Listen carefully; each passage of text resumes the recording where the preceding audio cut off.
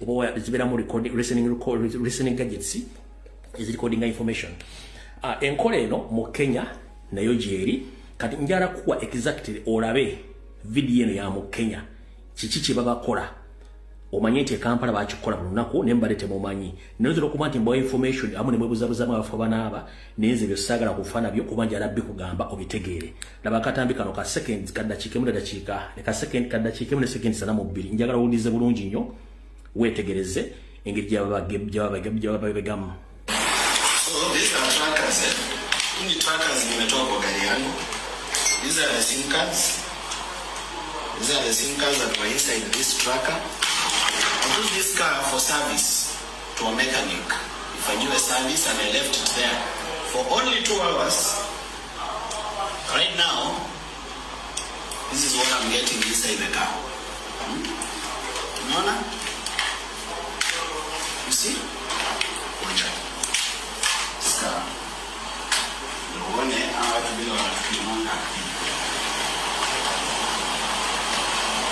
So you had to take apart all this whole part to get this. Moja imetoka hapa. Ingine I think imetoka hapa juu. No, not here. This maybe hapa. So if you know a politician or you are an activist now who are against the government, make sure you always look out for these things. Whenever you take your car to the mechanic, whenever you take your car for repairs, make sure you check out for these things kwa sababu hizi vitu naweza wekewa kwa gari. So mechanic mwenye aliweka hizi vitu lazima nitafutane naye tujue mambo ilienda namna gani. Kama ako na cameras twende to review tujue hiyo story. How did the trackers end up in my vehicle?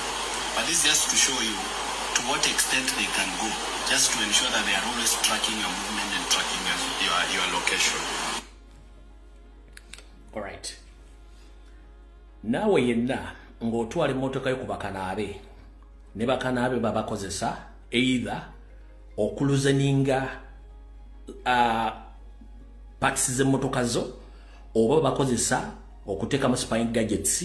So nawe ne ko washing bay otwale motoka be very careful biche biberayo na biche bikolebwa. Baganda bange sagala mugomu buzibu nze newayo kuba wa information aginyoma goma anya kubanga bofa sinze mbanfudde. Security alert yesooka ewedde. Security alert eyokubiri. Bana Uganda mwenda bali mu diaspora nga wave Uganda okujja okunoonya kigule magale diba mu America, Canada, Bungereza ne mu Europe ne mu nsi za Asia ne mu Africa kuno kulabula. Nyando Yosoferi akimanyi bulungi nti yali ajja mu nsiko mu kinana yakozesa abantu bangi nnyo okumubeererawo era we yamala okubuwamba n'abatta.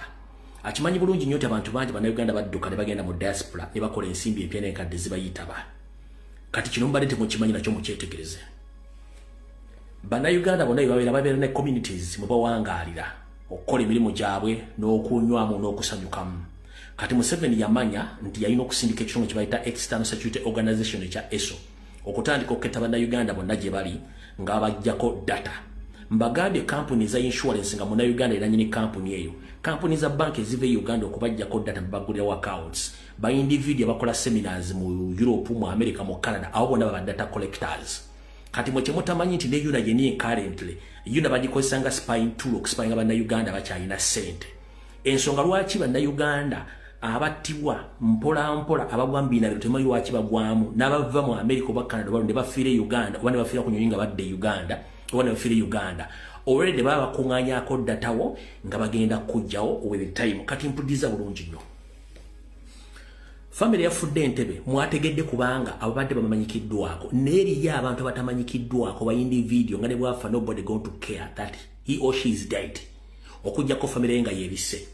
Abantu bano musingo basinga mu state ye bajjawo bakikola batya. Museveni ng'akozesa ISO teams ze eziri mu diaspora botasobola kutegeera batambula mu comment nga batandika okukola profile ku Uganda yenna alina akasente oba omanyi ebyobufuzi batabimanyi batandika okweraliikirira batandika okunoonyerezaako y'ensonga lwaki baleetezo kampuni ezijja bajjako data simanyi insurance simanyi kampuni ezitunda amataka simanyi okugulirawo banka buli kimu. Kati tebakomye okwo bw'omanyi nti watuulako mu meeting n'abakungu ba gavumenti nga bazze mu America, Canada, UK, European Union, ne mutula mu conferences ezimu ne babasikiriza okudda Uganda mu investing esente zammwe. Bw'oba omanyi nti wali otuddeko n'abakungu ba gavumenti nga babasikiriza okudda okuinvestinga sente waka, muganda wange nkusaba sooka olinyemu ekyawakati. Sooka olinyemu ekyawakati. Nkusaba sooka olinyemu ekyawakati okudda Uganda okujonga gavumenti ekyuse. Nkusaba abantu bonna abazze bafa babadde bamala doba profilinga. Bonna oyo yafudde mubadde mumanyi eri abantu bangi nnyo bebasse e Uganda nga muti mukimanyi. So bwanga lyo tuddeko mu conference yonna nga teri political nenga bakungu bavudde kampa bagaba na Uganda mukungane twagala babuli abiche biri Uganda musobola okugula amataka musobola okuinvestinga sente a Uganda is stable musobola okudda bwo sobola okudda contact me mekiri yalingira buli kimu kimu ngati wali buzibu. Such nonsense yesinzo batta bana Uganda kati bobanga ali otuddeko mu conference ezo ne bakusikiriza okudda Uganda. Muganda wange linnya mwe bigere kimbi bibiri bisatu togeza kubanga abasinga obujjo batiddemu yenkola. Nkutegeeza ono mukyale yafudde ne baawe batuukirirako ne baboogereza emyaka mitono nnyo emabega, si mingi nnyo, mitono nnyo emabega baboogereza okudda Uganda. N'ekikusinga okwewuunyisa n'abali mu pipeline abali mu meeting ezo okubasikiriza okudda Uganda. Wattu amu tebasobolera postinga mugenzi we na mukazi we nti baafudde kubanga mission ebera accomplished nga bagimaze okungachude nga banoonya mulala target ndala. Muganda ngoyizo kuba tonjagala nze lumbuye sifaayo kubanga ne Katonda bamu wakanya kubanga ne Nabbi Muhammad abamu wakanya ne Nabbi Isa bamu wakanya ne ate imala ne bituukawo. Kati nze bwe nkugamba ekigambo kino njagala okiwulize okwerinda sibuti ensana fwe tambula egaludde. Sina muna Uganda yenna gwe njagala afe kubanga sinze nkuzala sinze nkulisa sinze akumesa. Ekizibu kyange nabagamba mu 7 ne mbagamba nti tuli mbufuge wabula tuli mbuwambe. Batandise okusa facing abanyarwanda okwetoola eggwanga lyonna ne ku international level ng'abanoonya omukwomu beetuma amanya gatali matuufu ne batandika obbakolako obulabe. Ekyo mukitegedde bulungi. Kati kiri gy'oli gw'okusirika n'otawulira bye nkugamba naye olunaku lugenda tuuka ofe nga buli kimu bazo kikujjako nga tokyalina ogamba nti okola ki okyazza kyozza. Kati nkutegeezezza muganda ngo wegendereze abantu ba gavumenti abajja mu diaspora okuba ogereza mu mudde Kampala wali safe. Uganda teri safe. Security alert ziwedde. Katusimbule video mbotongole etandise. Video mbotongole etandise. Nganchali mukafubo oba mukawairo kali akokubaga mwegenderezi abantu mudiringa nabo siba na Uganda abamu nti basajja batwetolladda betuma baganda manya. Nayogamba muwala wa Kigongo ne babulya ne Kigongo Mwamate ono ye Nambi ng'ayogera olulimi lwe waabwe olutuufu.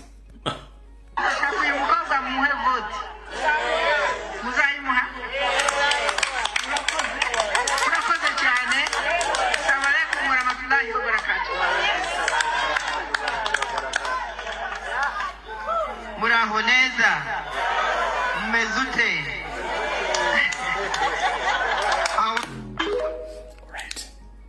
Mujja kulwawo nnyo era bajja kubattanga ekibata temukola ki temukimanyi. Naawe katuyitewo mu bwangu kubanga tuli mu bwangu information twagala kufulumya amaanyi. Alright. Ssaabasajja Kabaka Ronald Muwenda Mutebi w'okubiri yakomawo ku bwabwe era mwali mu kisaka kye alamula bulungi nnyo. Era emirimu gyagitambuza mpola mpola bulungi era ennaku zino alabiddwako ng'atambula ng'alambula ku bitundu bye mu ngeri eyalabadaba style mu ngeri yeesoboka. Mu katambike mwalabyeko ko wadde butambulira ku mitimbagano omutebo badde kkirya njala kakulagako mutegeere naye ng'agenda mu maaso mu nsonga z'okulambula mu ngeri ye ey'ekimpowooze.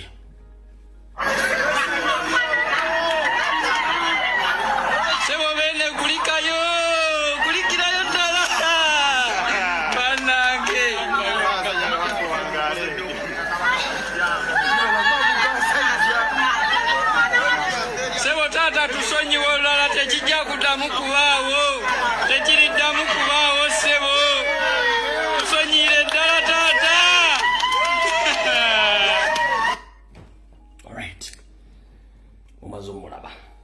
tutandike buti akatambi katandise mu ngeri y'enkola eya nyini kakombo akakusaba kamuddiza nga bwe kiri mu Buganda abatamanya ngamba baserwa jokoota abakulemberwamu Yosefu Nyande tibahabulwa lutabayisira mutabani wa kale nsiri ate mzezeri ensanga bisibe biti Juma oba mukadde biti Juma bwe yajja mu Buganda abantu bangi yayita bamugana paka lwe yajja mu Buganda afa bayina ekisa ekiririra eyebase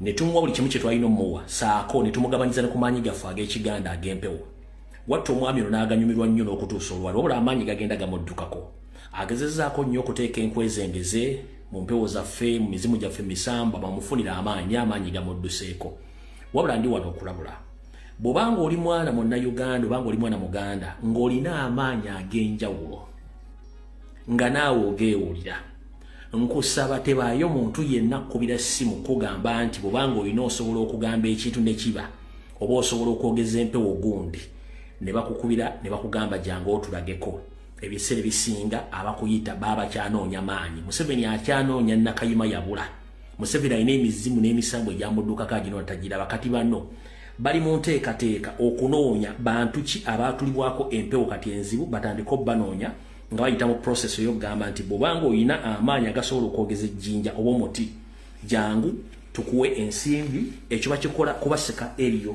batukiyita kubasika eriyo lw'ensonga nti banoonya amaanyi abantu balina amaanyi ago bagatwale kati ndi wano okugamba muganda wange yenna ng'olinyibwako emmandwa olinyibwako empewo oba za famire oba za Buganda nkusaba tebageze ne bakulya akanusu nga bakubira amasimu oba ne weewaayo nti omanye okusinzira katambi kano kawudize bulungi alenjinga mukusamira oba kutula mu kyoto oba kuyita musambwa oba kugenda ku luzzi oba kwogeza jjinja ng'osobola okunchalenjinga nga by'obukadde 10 bwe buli vaayo naye nga tugenda bikolera ku live era ngenda kuwa ekiwu ngenda kukirongoosa wali baba Seeki yakituulamu ngenda kuzimbira ekiwu tuzimbe ekiwu ntule wano otule wano gojje oyite kiwanuka ng'agenda kutuula mu kyoto nange mpite oyite Mukasa ng'agenda kutuula ku nnyanja nange mpite bw'onsinga miliyoni 10 n'agenda okusala empaka abeerewo kubanga ekyo ekintu si kyayagala kyogerako bassebo ne bannyabo mu kitundu kye bayita kusamira mu kitundu kye bayita byafaayo soogerako kyogere gwayagala okumanya bifaanana bikyagenda ku Nono TV kati ekyo bakiyita reverse psychology ye muntu okuteekawo ekintu ng'akikulaze mu maaso naye ng'akuvuga akuzira mabega mu mpewo za Buganda n'ennono n'akusamira empewo zaffe tezikubwako mpaka nkuddamu empewo zaffe tezikubwako mpaka bano bali mu kunoonya abantu abaddukirwako empewo n'emisambwa kati bebaagala kati bwakugamba nti miliyoni 10 ojje ku live mukole okuwakanya deni bw'obanga ozirina bakutraki kuba tebajja kuwasira bagenda zikwera ku TikTok kuba ku Facebook no oyina oba wa details zo how to meet you kitegeeza oba owende babafunye kye baagala ekyo bakiyita reverse psychology kati muganda wange mwannyina ze taata wange senga wange kojja wange ali eyo omwami oyo Kabona Jumba ne mukazi we nabagamba dda batambule ng'Abaganda balemwa kati teri muntu omuzze akugamba nti ye asobola okwogeza ejjinja asobola okwogeza omuti ate n'ayita omuntu omulala alina amaanyi agasobola okubyogera oba obikozesa ate batandika okusindana no mu empewo za Buganda teziriiko mpaka nti gundi yasinga empewo ez'amaanyi tujje tuzirage nti ono alina amaanyi no kati nkulabula mishoni ya Museveni anoonya basigazizza maanyi n'empewo gye zawaŋŋangukira kyayagala okukola kwe kuyita mu bantu bano njala nkuddemu okuzannyira akatambi kano omulundi omu ndowooza kansubye nti amagezi g'abajjajjabo n'okumanya kujja kuba kutuddeko otegere kye bayita reverse psychology tuli mu Bulange Mmengo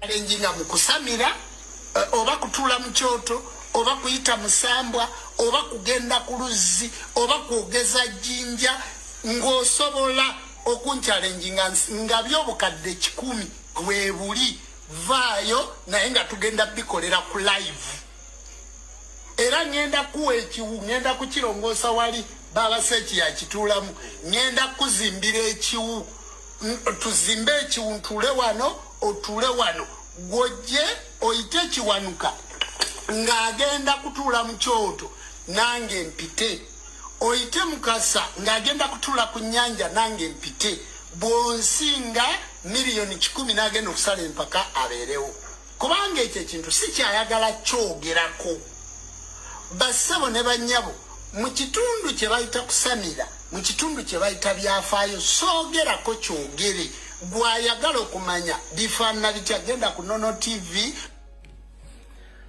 Kankutegeeze mukulu Kabona Jjumba empewo za Buganda tezisindanirwako tezikubibwako mpaka ompulya bulungi era tezibeerako musazi. Empewo za Buganda tezibeerako musazi kubanga teziwakanibwa nti bazeewakanya nedda. Gye mubeerera eyo ku bbiya wammwe nga bakubire mutandika okubuzaabuza abantu mulekerawo tubamanyi ebintu bye munoonya. Information gyenna Museveni abasindika okunoonya baani abasigazizza empewo za Buganda mutandika oziwunika oba ozikozesa. Nga nze njagala kugamba nti munnange wabikudde muzibe kuba tajja tegeera nti wamubikudde ffe tujja tegeeza abantu empewo za Buganda tezikubibwako mpaka era tezibaako musazi. Ompulya bulungi nnyo kati mulekerawo okubuzaabuza abantu awo nawo njagadde okuvawo okubategeeza mubeere nga mumanyi bulungi nnyo one muvuddeko. Alright, kansubire nti kati maze okubawa ekiringa ekigula lugi kya ebimuli Mbulange Mmengo kati katusimbule butereevu.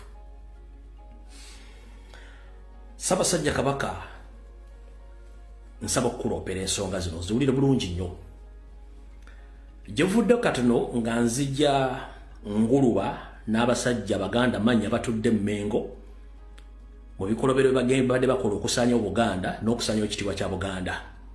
Nyongera okujjukiza mu ndagaano Museveni gye yakola ne Salimu Ssale saako ne Salonga Mulengejja wasanya Kalu Charles Peter Mayiga futubadde Mmengo gye bayita ey'okutegeragana okw'abantu ababiri oba basatu basukka mu basatu gye bayita memorandum of understanding eyali ey'okusaanyaawo buli kiraga kyonna ensibuko ya Buganda obulombolombo n'ennono babisaanyeewo mu kibuga Kampala mukono wa Kiso ebikyagenda mu maaso. Muno bagirawo n'ekifaananyi kya Ssekabaka Muteesa wali ku Grand Imperial oba ku emabega wa Bank of Uganda ne gye bakyessate lyamanyiiyo nga bagenda bakyusa nawunda about zonna era n'engalabi naye baali baagala gijjawo lwakuba nti bakyalemeddwa. Mu kkowe eri bagenze bakyuse nguudo amannya okukyusa Buganda n'amanya ga Buganda gasinga obungi nga bagatuma kye baagala. Nakuloopera gye muvuddeko naye nkuloopera nti wasanya Kalu Charles Peter Mayiga Salonga Mulengejja Mmengo ennyanja yo eyajjajjaawo Mwanga emmwanja eno yagitunda n'agiwa Pastor Kayanja era nenkuloopera bulungi nnyo ensonga ezo n'ozitegeera. Ne wayitawo obudde nga buli omu asiriise oluvannyuma bwe yakyaza Ssaabasiyazi nkiddamu nze bigo byange byogeranga Kate ng'omusizi agule Siyani bwe yakyaza Ssaabasiyazi yeeyita omulokole Beniyiini n'alyoka atandika okubikkula puroguramu ye nga bw'eri era emyala gyonna gibadde giriko n'ekitoogo ekyali kiyonsa n'okusengejja ennyanja ya Mwanga kyonna ne bakiyiwamu ettaka n'emyala gyonna ne bagiggula nga bagizimbye. Iyo programu nagibalaga mwezi guweze bukyanga njogera ensonga ezo. Lwadde terubuusa omanyize byange mbyogera Kate ng'omusizi agule Siyani. Ebbanga eryo nabwe mbalo bakolako olugambo nga nkuloopedde baasooka ne battamuko ebigere. Kati wattu olw'okuba nti bano abasajja bo bamanyi tetutegeera njagala kusooka kubuuza Pastor Kayanja nga sinnakuloopa mu butongole. Pastor Kayanja, bw'obanga ogamba nti oli musajja wa Katonda nga tukimanyi bulungi nnyo nti eddiini y'abalokole tekolagana n'abasamize tekolagana na buwangwa na nnono si bwe kiri nti ye kati ennyanja ya Mwanga Emmengo etuddeko emizizo egya Buganda gwe okwagala okujja ludda wa otandika okugamba nti ogitekinze over ogenda gikulaakulanya ng'eriko emizizo obulombolombo n'ennono bwa Buganda gwenga omusajja omulokole atakkiriziganya buwangwa na nnono nga ne mu crusade ze watambuzanga okwetoola Kampala ne Buganda wayitanga abaana ba Buganda baleete ensawo za lubaale baleete ebibbo by'abalongo n'obyokya olunaku lumu wagamba nti olubugo luno lwa sitaani ensi n'ekulabanga oluyuza eyalaba vidiyo eyo nalaba ekifaananyi ekyo njagala onterewo comment byenjogerano bituufu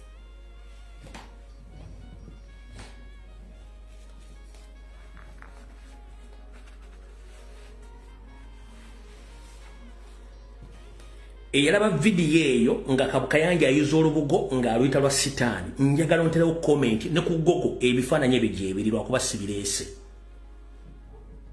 yatambulanga mu crusade okwetoola Buganda bwonna ng'atuma abaana ba Buganda ebibbo by'abalongo ensawo za lubaale ng'azookya si bwe kiri ndiye kati ennyanja ya Mwanga oba ke tuyita akanyanja kakabaka Emmengo akalimu empewo obulombolombo n'ennono bwa Buganda ojjawo omutima ogugamba nti bakakuwadde ogenda kakolako oluguudo era okalongoose katuuka n'omutindo gw'ensi yonna ojjawa ate nga bya buwangwa na nnono video mbalike bagijje ffe tetulina buzibu video mbalike bagijje ffe tetulina buzibu mugireke bagijjeyo mujja gisa ku mitimbagano emiranga eri bulungi nnyo ojjawa amaanyi ne laavu ekugamba nti ogenda yiwaki mpanvu we okutambi mbulina wano nali nakulopadda emyezi egi nga webuzabuza nga afukaana abo banyabo ne bassebo buli lwenvaayo okwanika mayiga ne mukama we nywando Yosoferi nga bakyusa enkola yaabwe y'ebintu badde balina okukozesa Kayanja nga bavuddemu eri enkola yaabwe ey'ekiyaaye kati badde balina okukozesa Kayanja in the disguise okubuzaabuza abantu yajje nga developer naye nga batuukiriza mission yaabwe okusaanyaawo ebiyitirirwa ebiraga obuvuna obuddo bwa Buganda mu Buganda naddala Emmengo y'ensonga lwaki omwami ono baakolaganye ne Lord Mayor Elias Lukwago Misa Kabanda n'abatamanya ng'amma b'Emmengo njagala bazanyira obutambi buno ng'obujulizi ebifaananyi nabiraga luli kati nabijjamu njagala balaga obujulizi obulaga ebintu bino naye njagala mu ndeetere y'akatambi kamu Kampala's Capital City Authority ekulemberwa Bisaka ne Lukwago nga bagenze mu lukiiko lwa Buganda batudde baleese okusaba kwabwe wa proposal yaabwe njagala ndeetere olutuula lumu nga Kayanja agenze mu lukiiko lwa Buganda ng'abanjulidde enteekateeka oba olukangagga lw'ebyo byagenda okukola Kayanja ako ng'asabye olukusa olukola ebyo lwaki kyavudde mu State Council nga amaze omwabya emyezi ebiri emabega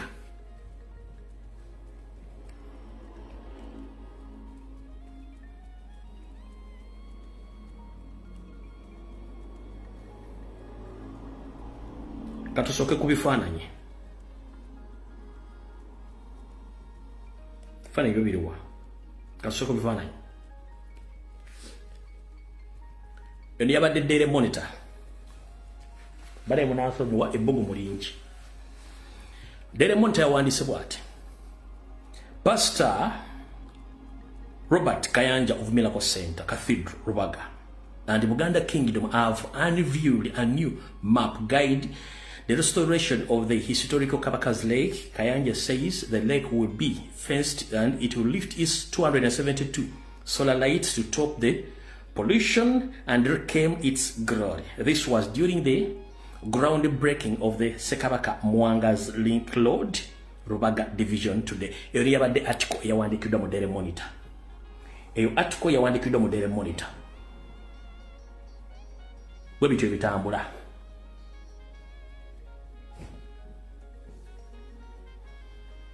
Njala kulaga bifaananyi. Njala kulaga bifaananyi. Akayanja kano okalaba konna kaafa baakattadda. Okalaba njala kuzuumingira buli kimu okirebe, okirebe bulungi nnyo. Njala kulaga bifaananyi. Njala kulaga bifaananyi. Akayanja kano okalaba konna, njala kuzuumingira buli kimu okirebe, okirebe bulungi nnyo. Okalaba njala kuzuumingira buli kimu okirebe, okirebe bulungi nnyo. Njala kulaga bifaananyi. Njala kulaga bifaananyi. Akayanja kano okalaba konna, konna kaafa baakattadda. Okalaba okalaba njala kuzuumingira buli kimu okirebe, okirebe bulungi nnyo. konna baakatta dda. Okala bulungi nnyo, konna kattibwa dda. Kati bagenda ku final touches zikasaanyaawo. Okala bulungi nnyo. Ekyo kifaananyi kimu kankijjewo baleetere ekyokubiri. Era ndooza bifaanagana.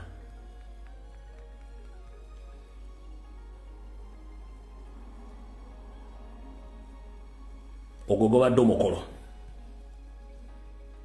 Ogwo omukolo baabo. Ono olubuto olumulinga entuumu ya Kasasiro we munnamawulire wa Museveni. Bano balaba mafia bambadde mask. Obalaba mafia. The moment nga tewali COVID naye ng'olaba omuntu ayambadde mask manyi yo mafia wa Museveni. Obalaba bambadde mask. Obalaba oye Kayanja ng'alaga program nga weeneeba. Ogiraba? Ogira nga bweeneeba? Naye bino byonna njagalo lyaga nti Lumbu yayogera bubi. Njagalo leteyo video. Njagalo leteyo video ng'ebintu bino map bagitadde mu lukiiko lw'Emmengo. Njagalo leteyo map nga proposal ne bagitadde mu lukiiko lw'Emmengo. Eyo proposal nga bagitadde mu lukiiko lw'Emmengo. Eyo proposal gyolaba teriiwo. Kubanga bakola ebintu nga balooza tuli basiru. Kati njala owulirize bulungi nnyo. Obutambi buno buli bulungi nnyo. Wulira. And as you saw over there, we built the drainage. We built the drainage to bring in the water, clean the water, so that the water that goes into the lake, it is the clean water. And so it's going to go in phases, but we have already started by sieving system.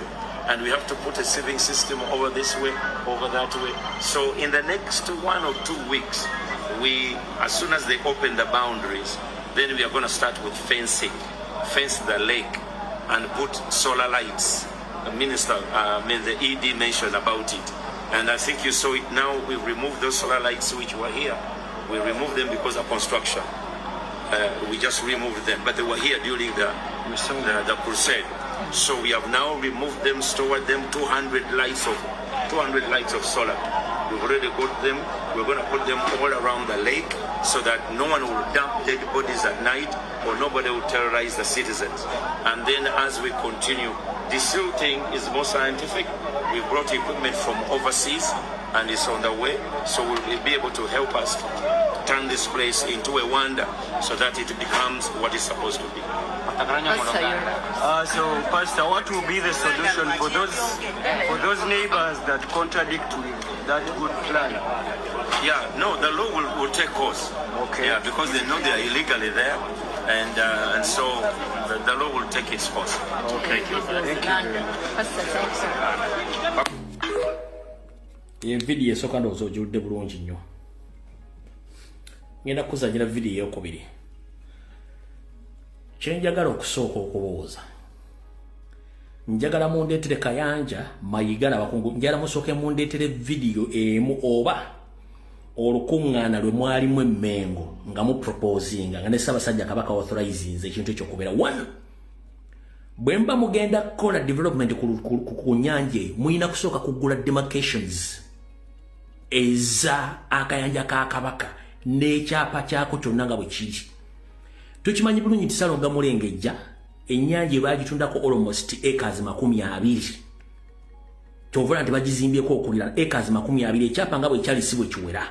So gwe tosobola ganti ogenda ku developing ennyanja nga ne schematics zaayo oba boundaries ennyanja ozirina okuyita ne gye yali erina okubeera nga wonna mwazimba mwagikendeeza ng'ettaka mumaze odditunda. Ompulira bulungi nnyo. Kati njagala ompulirize ka video kano owulirize lwe mwami ono ng'ayogera. Ab'Emmengo baali basaba dda KCCA ekola oluguudo luyita ku nnyanja ya Kabaka. Mengo had already requested KCCA to fix that road near the lake. Emyaka kumpi 40. Nearly 40 years now. Akugambye ab'Emmengo baali basaba dda KCCA ekola oluguudo emyaka 40.